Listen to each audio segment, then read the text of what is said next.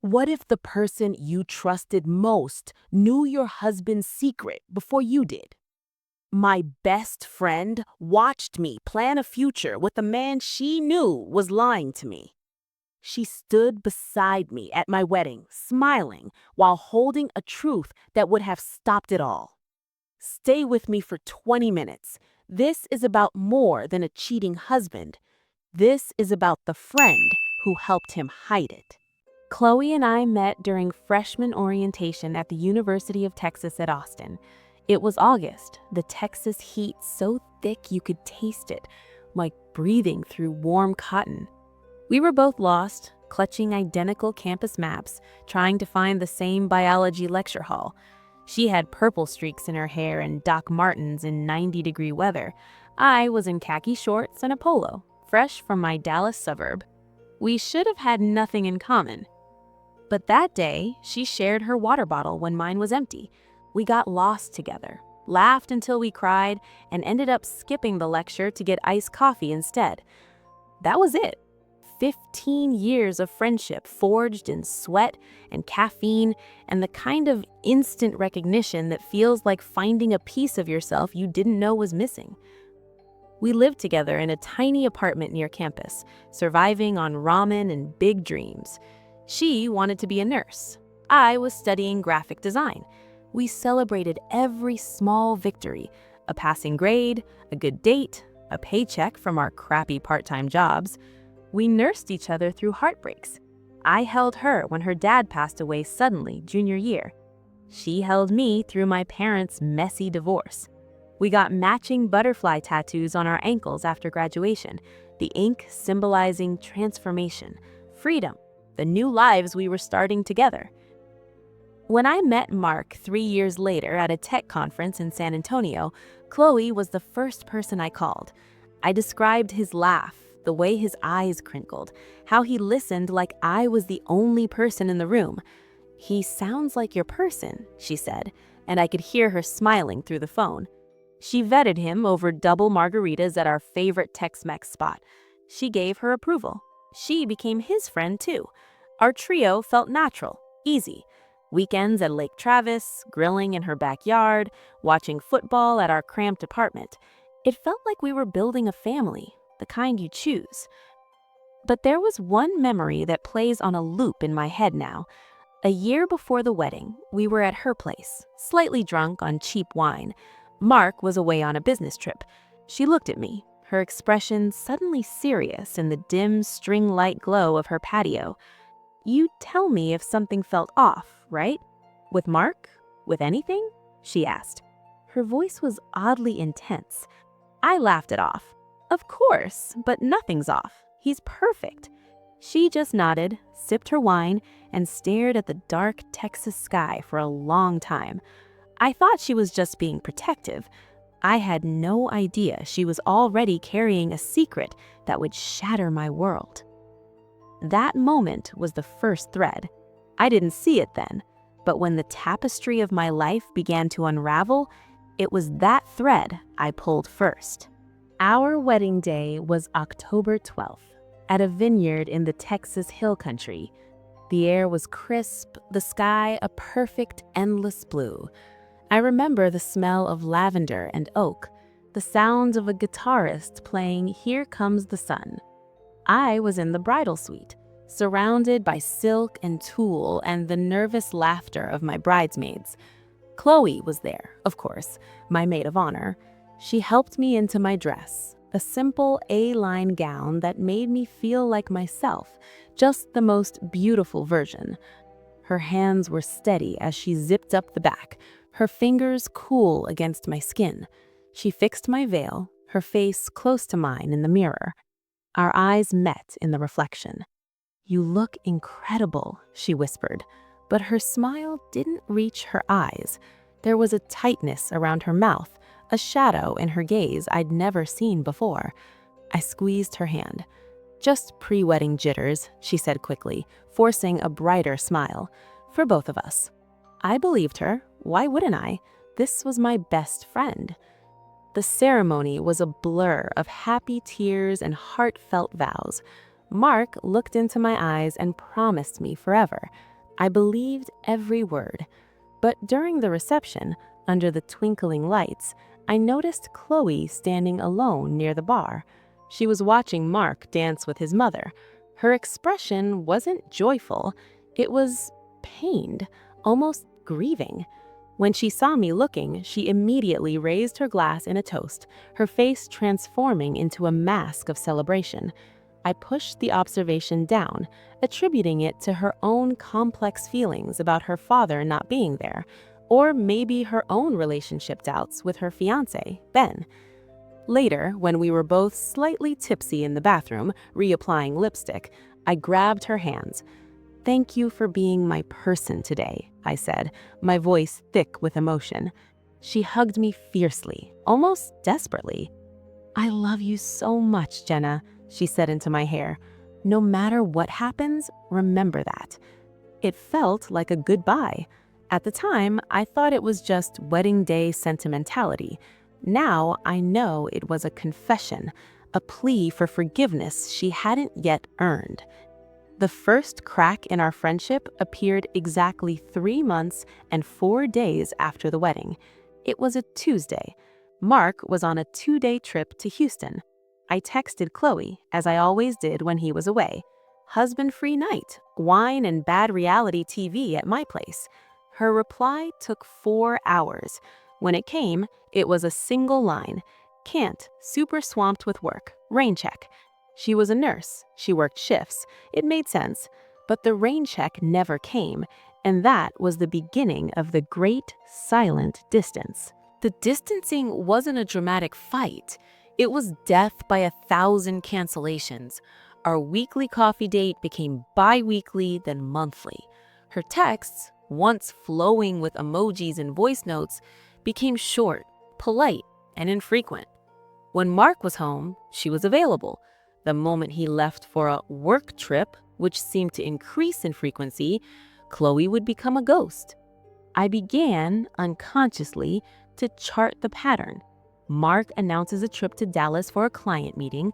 Within the hour, Chloe texts, "Hey, something came up with Ben's family, can't do dinner tomorrow." Mark returns, and suddenly she's free for brunch. At first, I told myself I was being paranoid, clingy. Maybe she was having problems with Ben and didn't want to talk about it. Maybe my new marriage was changing our dynamic. I initiated a friend date talk over pedicures. "Is everything okay with us?" I asked, watching our toes dry under the UV lights. She wouldn't meet my eyes in the mirror. "Of course, just adulting is hard, work is crazy, you know how it is." Her voice was bright, brittle. She changed the subject to home decor. I let it go, but the knot in my stomach tightened. A week later, Mark left for a team-building retreat at the Austin Hilton. That Saturday, driving to the mall, I saw Chloe's distinctive green Jeep Cherokee in the Hilton parking lot. Not checking in, just sitting there, engine off. I pulled into a spot across the street, my heart hammering against my ribs.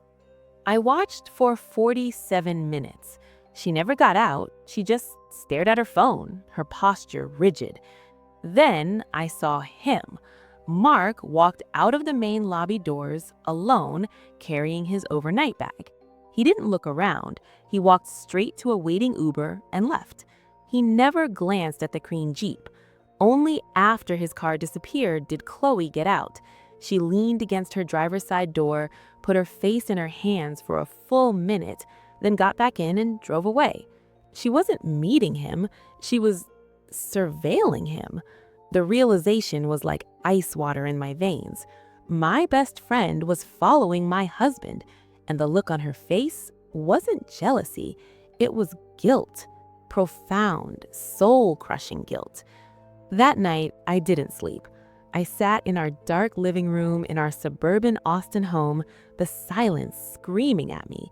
The two people I loved most were orbiting a secret I couldn't see. I made a decision as the sun rose, painting the room in pale, accusing light. I wouldn't confront Mark, not yet. The person with the answers, the person whose loyalty was supposed to be unquestionable, was Chloe, and I was going to get the truth even if it destroyed us. I didn't call. I went to her apartment at 7 a.m. on a Monday before her shift. I brought 2 coffees from the place she loved.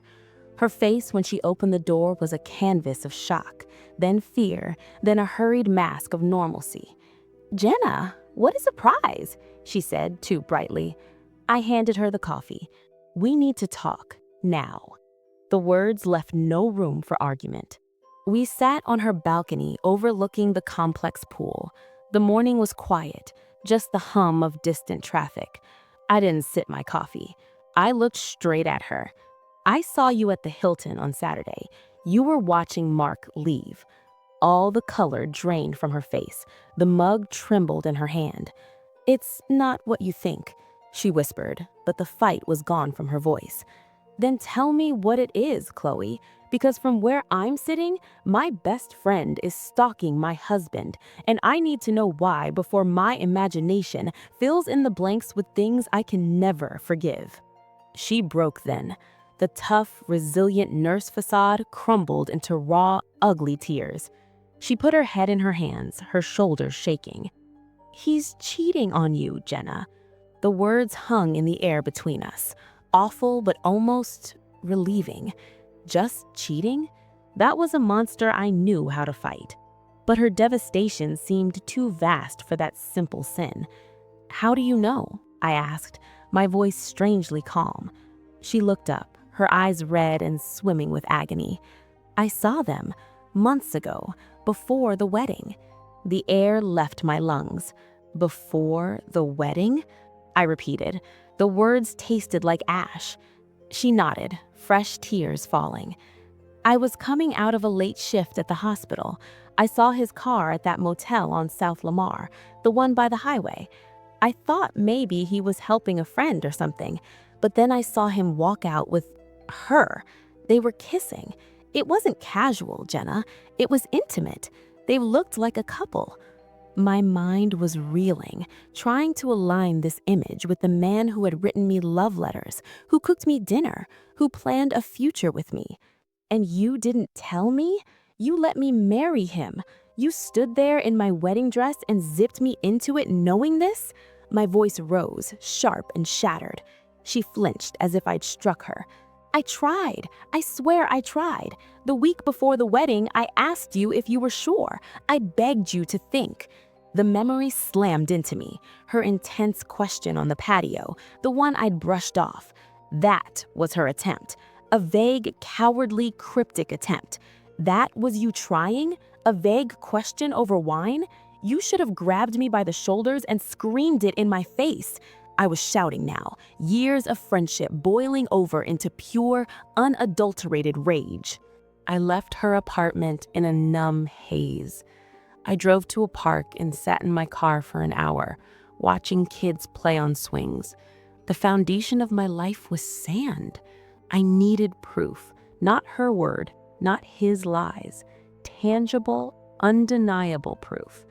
I remembered her text thread from before the wedding, that vague question, "Are you sure about Mark?" I scrolled back through years of messages on my phone, my fingers cold and clumsy. There it was, dated 3 weeks before the wedding. My bubbly reply, 100%, he's my person, why? Her response, the one I saw that day, was, "Just checking, bridal jitters are contagious, kiss." But I had a digital backup from when I switched phones, a cloud backup that sometimes retained deleted data for a period. I paid for a recovery app I found online, my hands shaking as I entered my credentials. It scanned for hours, and then there it was, the original deleted reply from Chloe. Not a playful emoji, a single name, Lisa. Lisa? Who was Lisa? I had never heard that name. I went through every social media platform Mark used. I searched his Facebook friends, his Instagram follows, his LinkedIn connections. No Lisa. I searched my own memory. Had he ever mentioned a coworker, an old friend, a cousin named Lisa? Nothing. The name was a ghost, but Chloe had thrown it at me like a weapon, then taken it back, hoping I wouldn't see. That name was the key. I knew it in my bones. I drove to the county courthouse during my lunch break. The clerk looked bored as I asked how to look up marriage records. "You need names and dates, ma'am," she said. I had Mark's full name and date of birth. I paid the fee for a search. As I waited, my stomach churned. What was I looking for? Proof of an affair? Maybe this Lisa was an ex-girlfriend he'd never gotten over. The clerk returned with a printout. "One marriage license found," she said. I took the paper. It was for Mark and me, of course. I felt foolish, but as I turned to leave, a thought, dark and terrible, whispered in my mind. What if I searched the wrong county?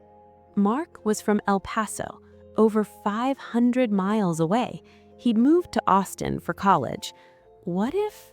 No, it was impossible. But the seed was planted. That night, while Mark slept, I took his laptop.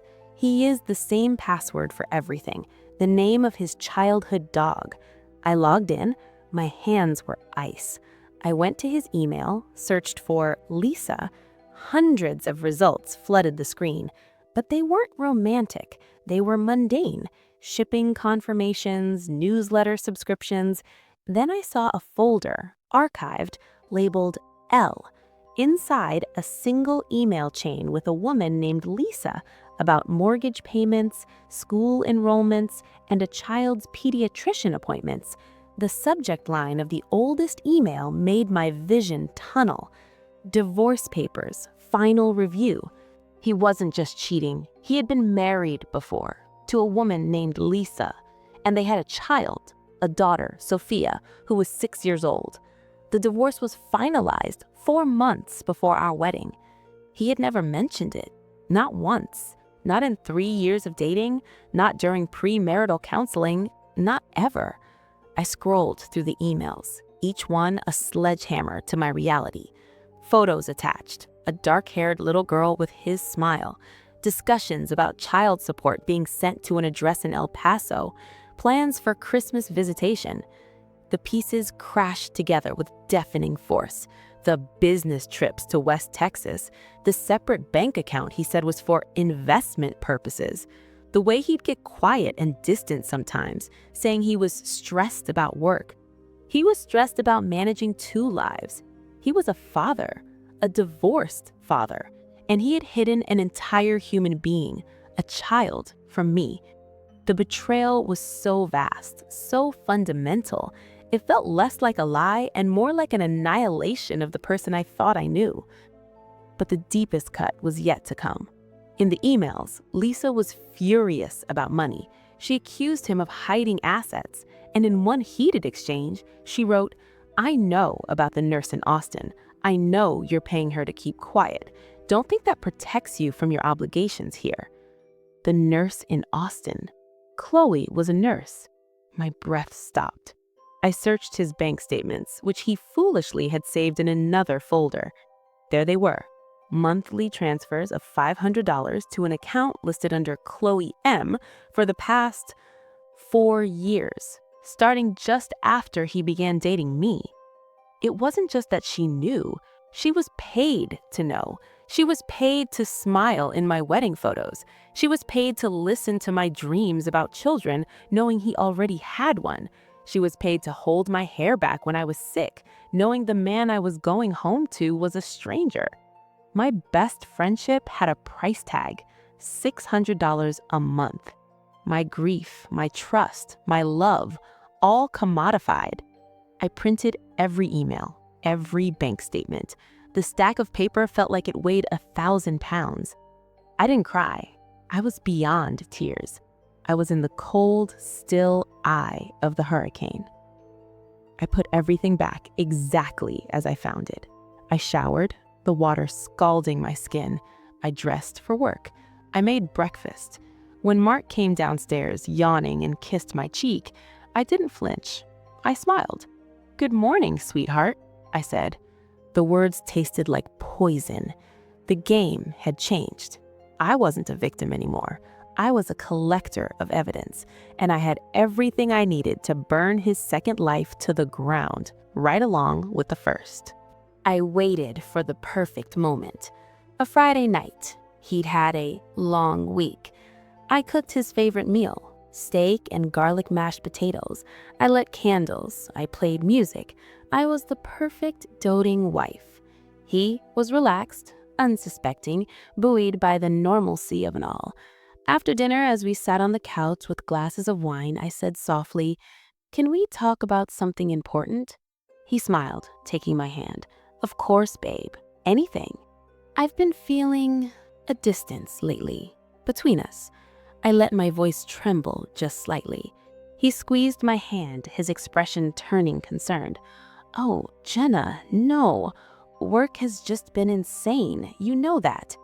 I nodded, looking down as if gathering courage.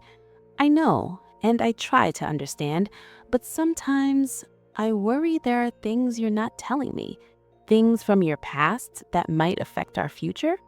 I watched his face closely.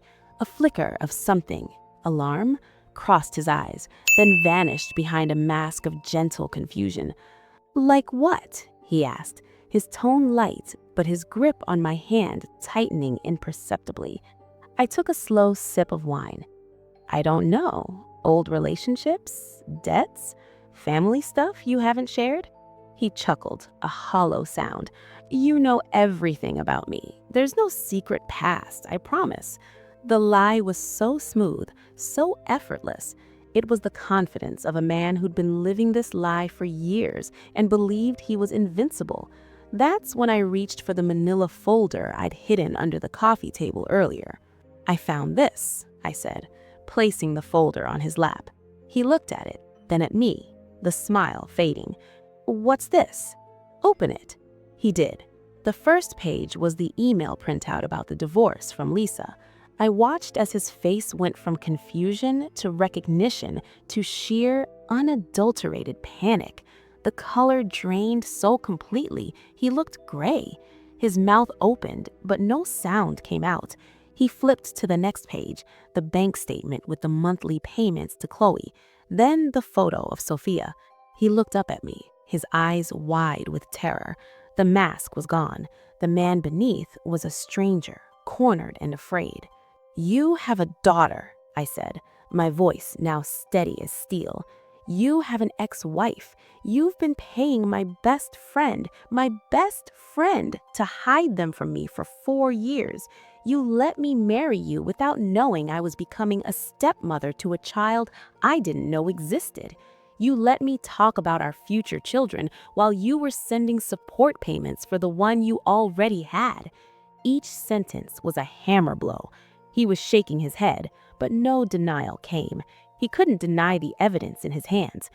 "Jenna, I can explain," he finally croaked, but the words were empty, the script of every caught liar in history.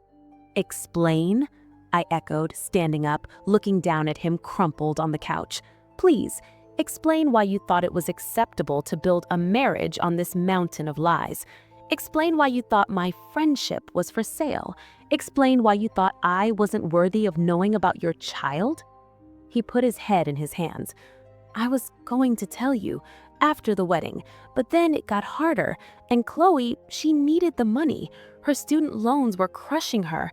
It spun out of control." "So it was a charity case?" I laughed, a sharp, bitter sound. "You were helping my poor, indebted best friend by letting her betray me? How noble." I walked to the window, staring out at our dark yard. "How did it start? With her?" He sighed, a heavy, defeated sound. "Lisa contacted her right after we got engaged. She was angry, trying to cause trouble. She messaged Chloe on Facebook, told her everything. Chloe came to me frantic. She didn't want to hurt you. I told her I'd handle it, that I'd tell you everything in my own time. I offered her money, initially just to buy time, to keep her quiet until I could figure out how to tell you without losing you. But you never figured it out," I stated flatly. "Month after month, you paid her, and she took it, and my wedding came and went, and our first anniversary came and went, and you both just kept living the lie." Silence filled the room, thick and suffocating. "Do you love her?" I asked, the question surprising even me. Your daughter? He looked up, his eyes genuine for the first time that night. Yes, more than anything. That truth, perhaps the only one he'd spoken, was the most painful of all. He was capable of great love, just not for me, not honestly. I want you to leave, I said, my voice devoid of all emotion. Tonight, take your things and go. You can stay in a hotel. We will communicate through lawyers from now on. I will be filing for an annulment on the grounds of fraud. If you fight me on this, if you try to take a single thing that isn't yours, I will send every piece of this evidence to your HR department, to your family, to Lisa's lawyer. Do you understand? He stared at me, seeing not his loving wife, but a strategist who had outmaneuvered him. He nodded, defeated. He packed a bag in 20 minutes of silent, frantic movement. He paused at the door, looking back at me. I'm sorry, he whispered. It was the most meaningless sentence in the English language. I didn't respond. I just watched the door close behind him, locking the deadbolt with a click that echoed through the empty house. I didn't wait for her to hear it from him. The next morning, I drove to her apartment again. She opened the door, her eyes puffy from crying. She already knew. He called me last night, she said quietly, stepping aside to let me in. The apartment felt different, smaller, tainted. I didn't sit. $24,000, I said. That's what my friendship, my trust, and my marriage were worth to you. $500 a month for 4 years. She wrapped her arms around herself, shrinking. It wasn't like that at first. I was scared. For you. I thought if I took the money, I could control the situation, make sure he told you in the right way. But then the wedding got closer, and you were so happy, and She trailed off, the excuse withering in the air between us. You kept cashing the checks, I finished for her. You bought a new car last year, a trip to Cancun. Was that with hush money from my best friend's shattered life fund? She flinched. I'll pay you back, every cent, with interest. I don't want your money, Chloe. I want the last 4 years of my life back. I want the wedding day where my maid of honor wasn't a paid actor. I want the late-night conversations that weren't filtered through your guilt. I want my best friend back, but she doesn't exist. She was a fiction, just like my marriage. The finality of it settled over us. There was no screaming left in me, just a profound, endless sadness. I loved you, she whispered, tears streaming. I did. That's what makes this so monstrous. I nodded. I know you did. And that's the lesson I'm left with, I guess. That love isn't enough. That the people who love you are capable of unbelievable cruelty. That trust is the most fragile thing we own. And once it's broken, even if you glue it back together, you'll always see the cracks. I turned to leave.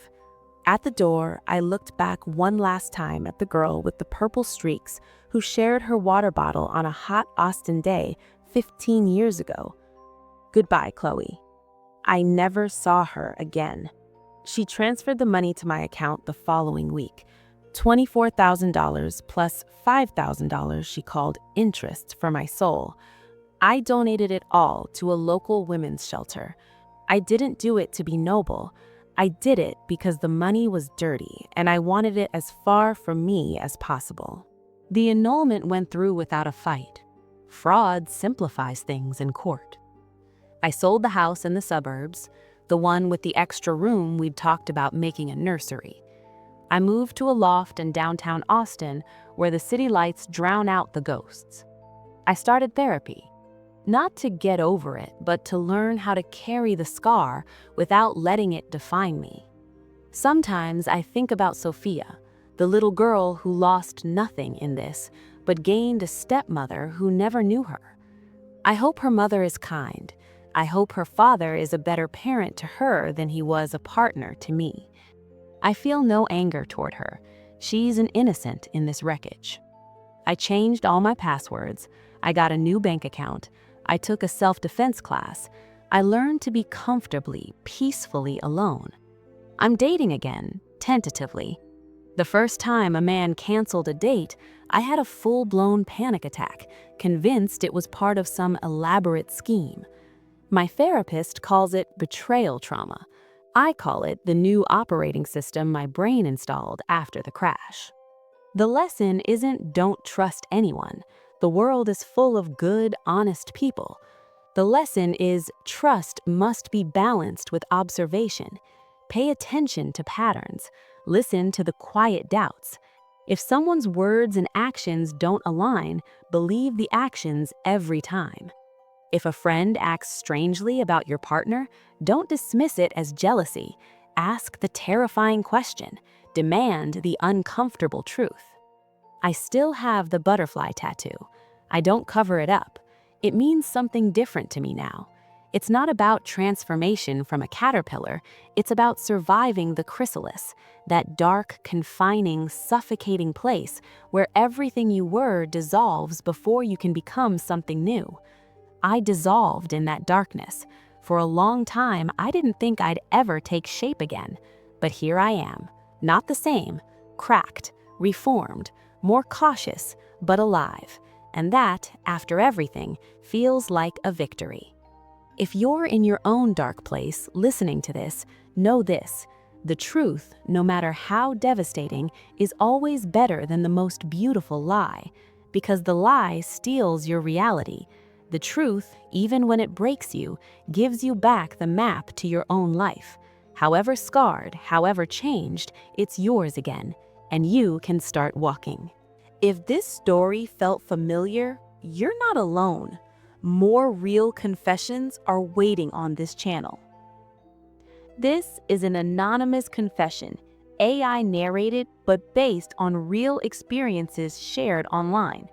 Names, locations, and identifying details have been changed for privacy. The emotional truth remains. Subscribe to Reddit Sting Stories for daily shocking confessions. Turn on notifications so you never miss a story that could change how you see relationships. Remember, if something feels wrong in your relationship, trust your gut. Read every document, question inconsistencies, and never ignore red flags.